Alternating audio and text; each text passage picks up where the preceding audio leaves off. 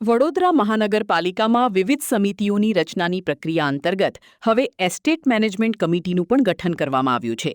Estate management કમિટીમાં નવનિયુક્ત chairman, vice chairman સહિત સભ્યોને જવાબદારી સોંપવામાં આવી છે. નવનિયુક્ત હોદ્દેદારોએ પોતાની નિમણૂક બદલ ભારતીય જનતા પાર્ટીના પ્રદેશ પ્રમુખ, ગુજરાત પ્રદેશ કોર કમિટી, મેયર, સ્થાયી સમિતિના અધ્યક્ષ, ડેપ્યુટી મેયર, પક્ષના નેતા તેમજ દંડકનો આભાર વ્યક્ત કર્યો હતો. એસ્ટેટ મેનેજમેન્ટ કમિટીની મુદત 2.5 વર્ષની રહેશે.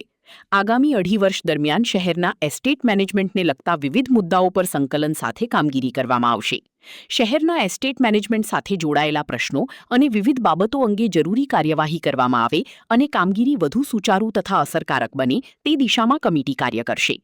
નવનિયુક્ત હોદ્દેદારોએ પણ મળેલી જવાબદારીને નિષ્ઠાપૂર્વક નિભાવવાની અને કમિટીની કામગીરી સુચારુ રીતે આગળ વધારવાની ખાતરી વ્યક્ત કરી છે. 2026ના બોર્ડમાં આજરોજ એસ્ટેટ મેનેજમેન્ટ કમિટીની ગઠન થયું છે. એમાં ચેરમેન તરીકે અને વાઇસ ચેરમેન અને સભ્ય તરીકે આજે નિમણૂક થઈ છે. એ બદલ ભારતીય જનતા પાર્ટીના પ્રમુખશ્રી, ગુજરાત પ્રદેશની કોર કમિટી, માનનીય મેયરશ્રી, સ્થાયી સમિતિના અધ્યક્ષ, ડેપ્યુટી મેયર, નેતા અને દંડકશ્રીનો ખૂબ ખૂબ આભારી છે.